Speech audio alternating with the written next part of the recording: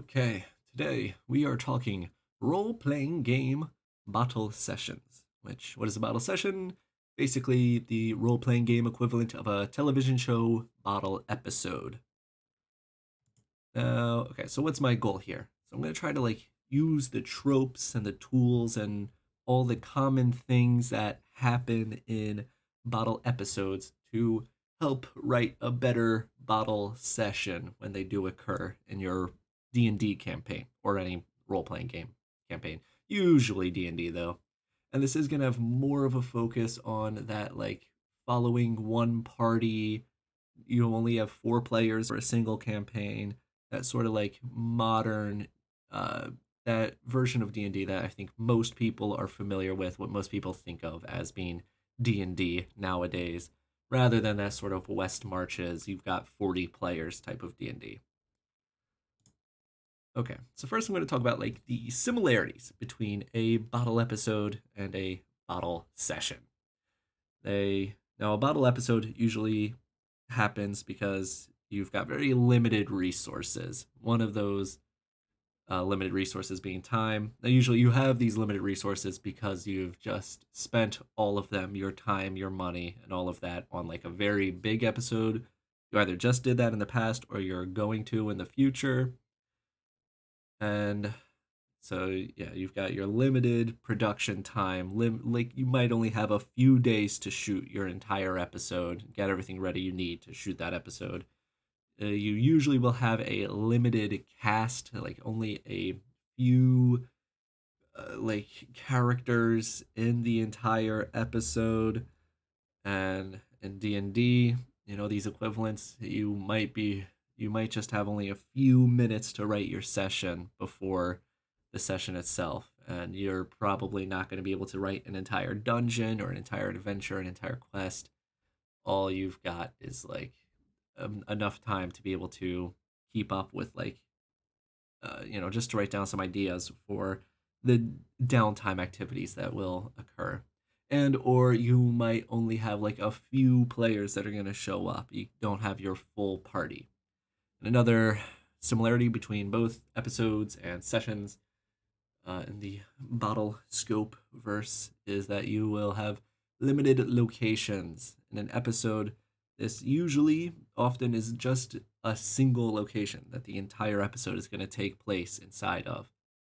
In D&D, instead of running off to through the forest, through the mountains, through the swamps, and then into a dungeon and into this wonderful vast location, you might spend the entire thing. Well, if it was very close, if it was like the classic bottle episode type style, it might all be inside just the tavern. But more often than not, it's gonna all be within just your town or just your home base. Okay, so what are the differences between the TV bottle episode and the RPG bottle session? Well, the defining factor of a TV bottle episode is usually the fact that it's trying to save on budget. You usually used all your money on the expensive episode, and now you need to find an episode to spend as little money as possible. And some tropes that usually come up, or some things that are pretty common in TV bottle episodes. They very often explore the character relationships, the dynamics between two characters. Just like that sort of the Fly episode, Breaking Bad. It's just a lot of just dialogue and back and forth between two characters talking about their past experiences. Sometimes the characters are trapped. This is sort of an excuse to have the bottle episode in the first place.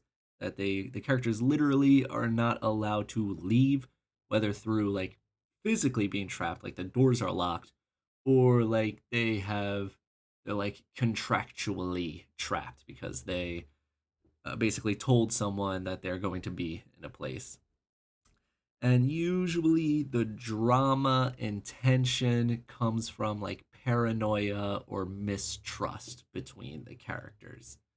You don't know whether or not one character is going to reach the point of attacking someone else and or making some drastic decision based on what they believe the other character like is doing or has done. And in a role-playing game session, you usually don't have a bottle session because you need to save on budget, because budget is just a complete non-issue because you're just saying words, you can have anything happen. Kind of like a book. You never have to worry about the budget of a book. Um, but usually a bottle session will occur because you guys have been out and adventuring for a long, long, long time. Like multiple sessions in a row, you've been out and, gathering money and resources and allies and crafting materials and all those other things. And now you finally got back to base and have the opportunity to spend all this money you have and utilize all these different resources and whatnot that you have gained. So usually a D&D bottle session will just involve lots of shopping and crafting and other like just downtime activity and just catching up on things that you've been meaning to, getting your armor crafted and having scrolls written and catching up with these NPCs that you haven't talked to for a while. Uh yeah. So, what is the problem with bottle sessions in D&D? Usually I can like sense that a bottle session is like coming on either as a player, usually as a player. I kind of dread it when like, one of your other fellow players, when you guys have just gotten back to town and one player has like finally finished like buying all the stuff they want to, selling all the stuff that they want to, having all the stuff crafted, catching up with everyone that they wanted to catch up with. And that took like an hour. Then you have like three other players and they all have like an equal amount of stuff that they want to do. And the next 3 hours are all going to be just catching up with the things that everyone wants to do now that they're in like the safe town where they have the means to, pursue all these like things that will help them in the future and like make more preparations. And so what's the problem here? Usually they're just so boring. They're just really, really boring. They're literally like imagine if now the Breaking Bad episode, that's an example of like people, sometimes people like really hate bottle episodes and that's when things are still happening, and like even though it's not like a lot of action type stuff, there's still that drama and tension between the characters talking. And a bottle session usually doesn't even have that. And some people love bottle episodes and television series. Some people really love the Breaking Bad, The Fly episode.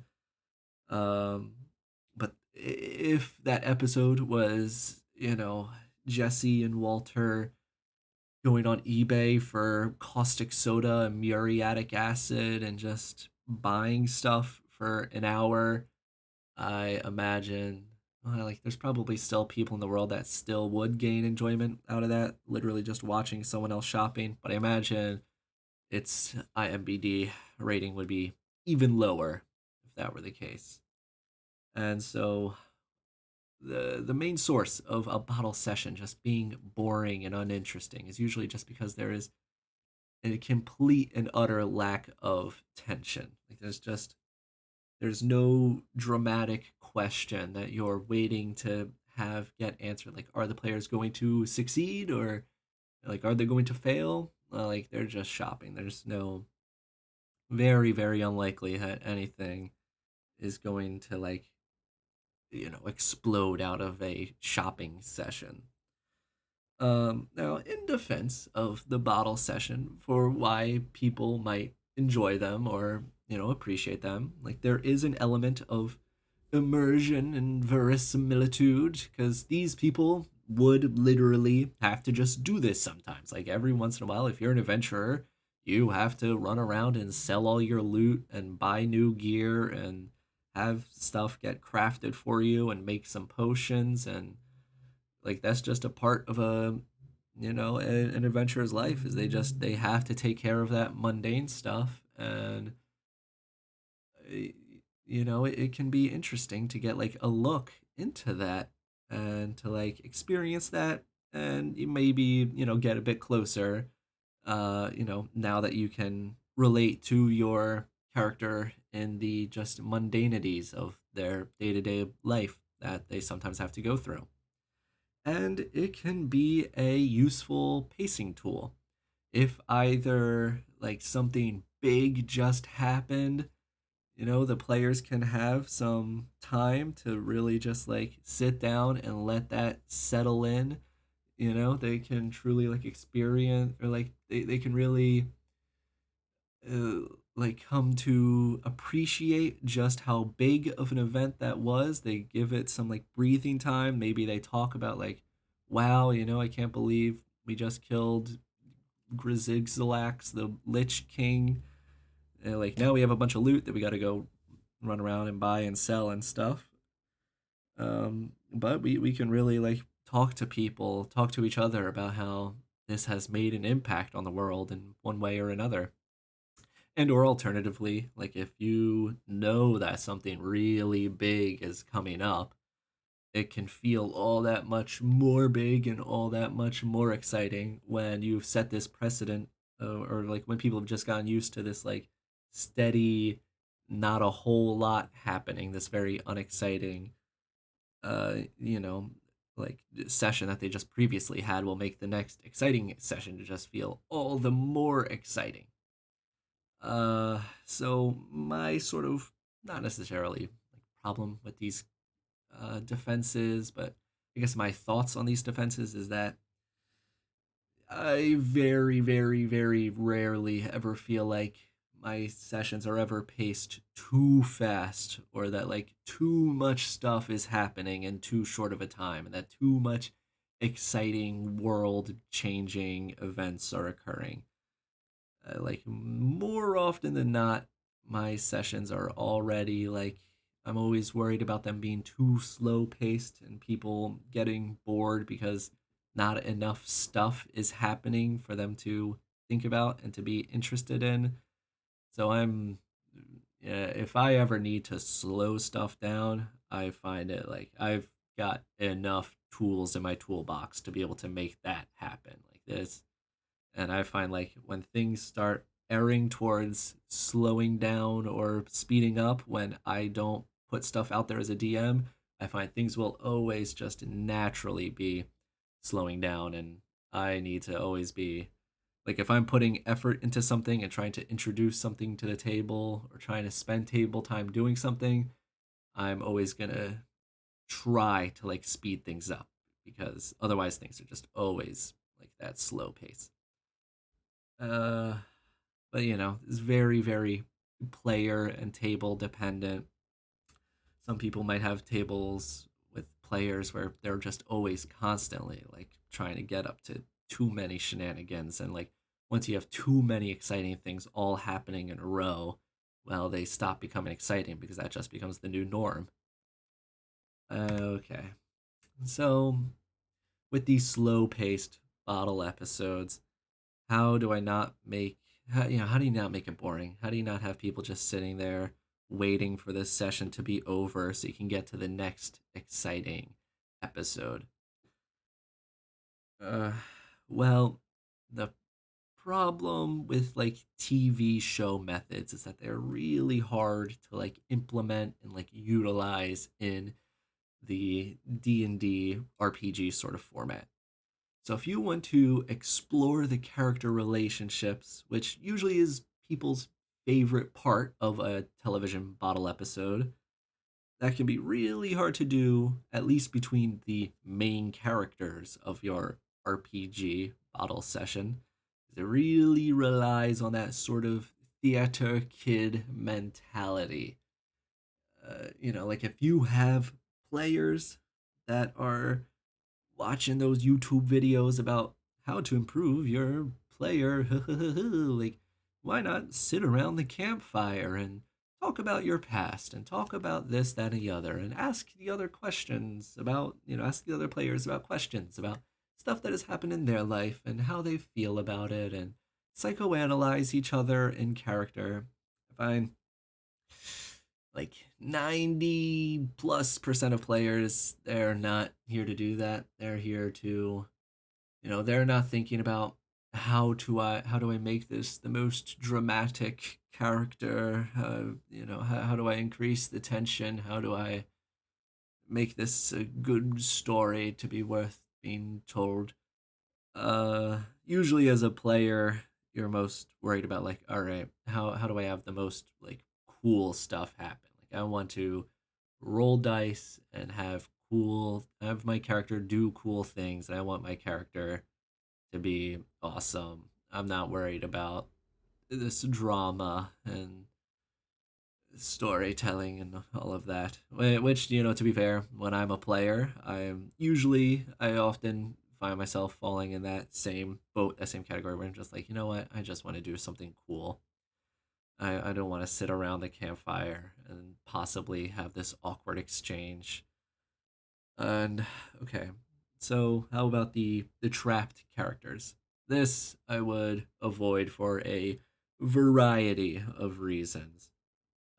First of all, just like there's not really a reason to even do so in the first place because usually the trapped characters in a bottle episode, you're trapping them because you're trying to force them to have a reason to stick to this one location and make this cheap episode, which is not really ever a thing you're concerned about in D&D.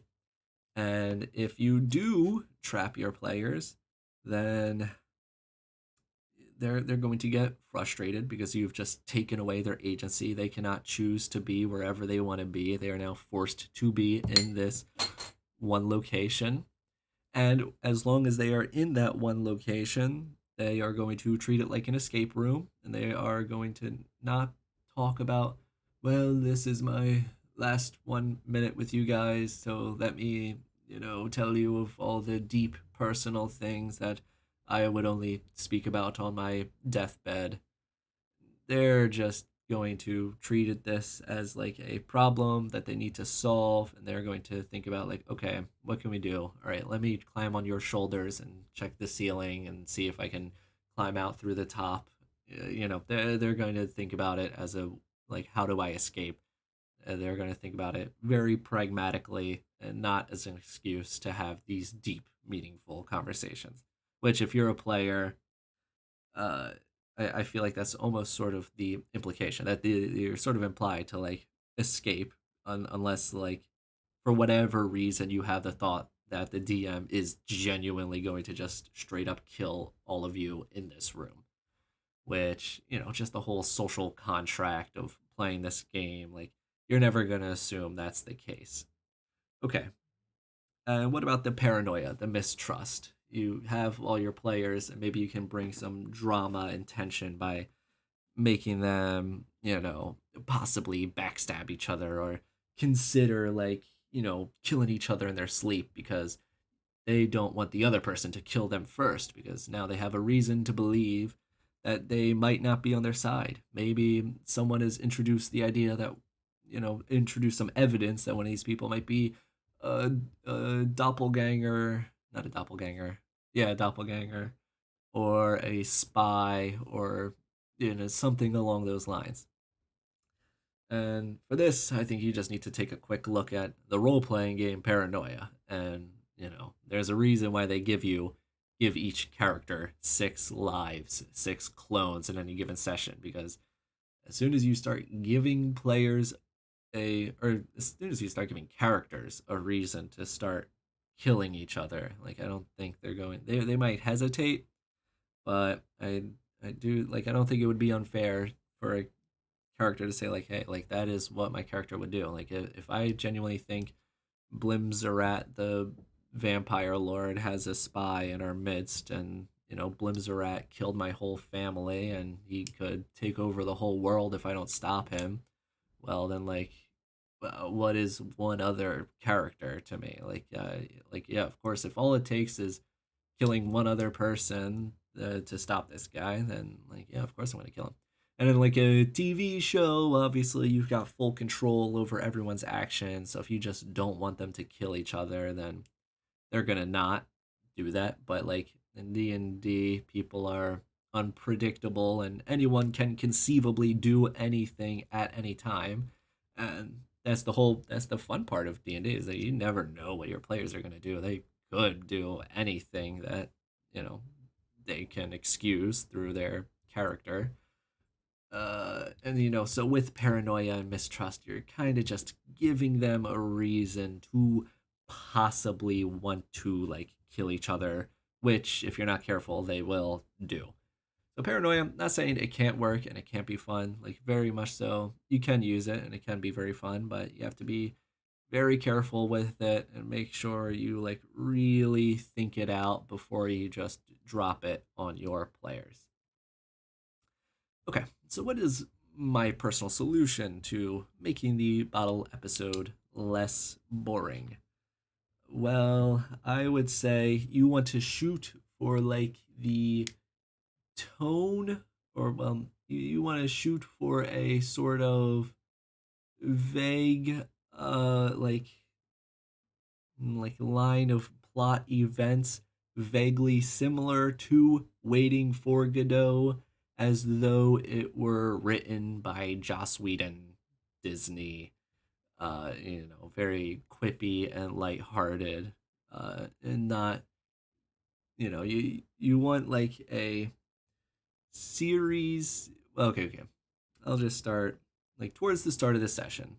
You want to introduce a question, a dramatic question to be answered over the course of this session. Um, okay, and something else is like, well, what about the central tension? Trollzar, the Troll King, is in the background and he's working on taking over the whole world, and the players are generally trying to stop him. Like, isn't that enough tension? Isn't that already in the background? Like, why are you worried about adding even more tension to a bottle episode? Well, the problem with the Trollzar, the Troll King tension is that, like, if it's constantly there, and if it's been there since day one, then it's not really going to be producing any tension anymore because now everyone is used to it. Like, if you were, since the day you were born, if someone put a gun to your head and just like followed you around, then like after a while, like it wouldn't be anything to you. And it's like, oh yeah, that's Jim. He follows me with a gun everywhere I go, and like it would just become a part of who you are and the circumstances you are in, and it would no longer be like tense. You would just get used to it. It would just become another part of your life. Uh, so you want to introduce some dramatic question to be answered at some point. The players should know about it at the very beginning of the question, or at the very beginning of the session, so that they know whenever a new scene occurs, whenever a new character appears, that might be this like question being answered. So like the most general one that I could come up with, or like the most straightforward one, is like maybe there's like a messenger. Maybe a few days ago, the king sent out a messenger to get a piece of information about what Trollzar, the Troll King, is currently up to, like what he is like actively doing at this moment, or what he has just achieved, or what have you. And then that messenger is on his way back, and so now like the players, at least they have something else to think about when they're not actively doing their downtime stuff. They can always be thinking about everything now with this new added context of like, oh, okay, well, at least, oh, what if this is the scene that the messenger arrives in? Like, will that change anything? What information is he going to have? Now they're at least thinking about possible answers to this question. And so yeah, instead of the downtime, all their shopping and all that just being done in the context of like this is a chore that I need to complete sooner or later, it's now like a okay, well now this is a chore I can complete while we're waiting on thing to happen. And when it comes to the character interactions, if you sort of want that opportunity to explore not maybe character relations between one another, but just their worldview and their, perception of reality. You can introduce NPCs uh, that like make the character question their sort of world view. Like, for example, if you've got a dwarf character who just like hates elves because they're so snobby and full of themselves, well, maybe when they go to the alchemist shop to buy potions, maybe the alchemist is an elf, but instead of being snobby and full of themselves and all of that, maybe the elf is very forgiving and understanding and light-hearted and kind to this dwarf. And now your dwarf character is gonna have to respond to that by either having the worldview be challenged and then sticking to their worldview and saying like, I don't care, an elf is an elf is an elf. I hate this guy. Or maybe they start to change their worldview and think to something like, oh, okay, well, maybe not all elves are so bad. And um, yeah, because that's just it's gonna make the session like you're gonna feel like you're learning something new about the characters. So even if nothing uh like dramatic changes in like the situation and environment they're in, because there's not combats happening and houses aren't being set on fire or whatever, at least the like characters are changing a little bit, so that there was a reason to come to this session, and there's something more, something a little more dramatic in storytelling, rather than just like, well, now the number on your character sheet has gone from 16 to 18 because you've successfully bought a suit of plate mail. um okay, and more so in the Waiting for Godot, but by Disney, the Marvel superhero version of Waiting for Godot, instead of the entire thing being horribly like nihilistic and absurdist and existentialist and like having your players wonder like, is any of this even meaningful because the question never even got answered, and making you question storytelling, yada yada yada, our perception of what a story should be and whether or not things should have meaning. That's not what people came here for. That's not, unless you're playing some artsy fartsy role playing game, in which case go ahead and do that. But if you're playing D&D, Godot should show up at the end and then tell everyone like, "Oh my God, Trollzar, the Troll King, he has got the unending glove of superpower, and oh snap, massive uh huge change in the villain we are fighting," and like have Thanos show up at the end, and or at least tell them like, oh snap, Thanos got the Infinity Gauntlet, like things are heating up. And which might seem silly or contrived if you're like a try hard storyteller or whatever, but uh like it's gonna get the people going, which is what you're trying to do with your D&D session and all that. Is uh don't have all these people sit here and then like, you don't want to condition them to now not care about your dramatic questions that you're setting up by saying it doesn't actually have an answer. You want to condition them to be excited and for your dramatic answers to be really like impactful to the story. And so there is a possible problem with this, in that like, if you have multiple bottle sessions occur, and if this sort of formula always comes up, well, then it'll lose meaning in the way that like now your players expect it. And that now that they expect like a big dramatic answer to be revealed, they're not going to be questioning like, they're less so going to be questioning like what's going to come up. which I guess possible argument. Um, Another thing is like waiting for combat. So why not say like, okay, well instead of having this messenger come back with the story or some information or whatever, why not tell the players at the beginning of the session like, hey, just so you know, Trollzar the Troll King is on his way to attack this town.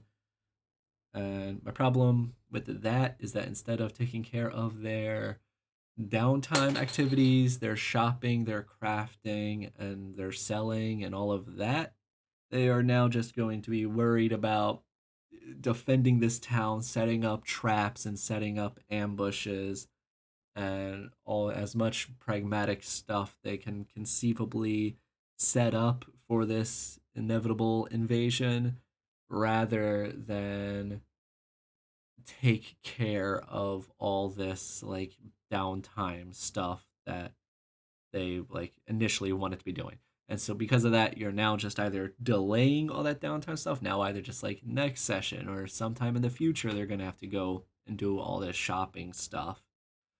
Or maybe some players get to accomplish their things and then like not all players get to do all the downtime things that they wanted to do.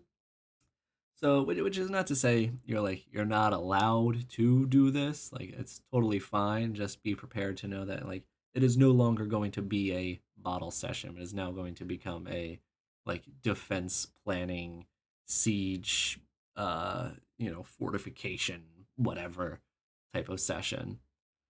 And okay, yep, I think that is all I've got for bottle sessions. Yeah, hopefully this helps someone.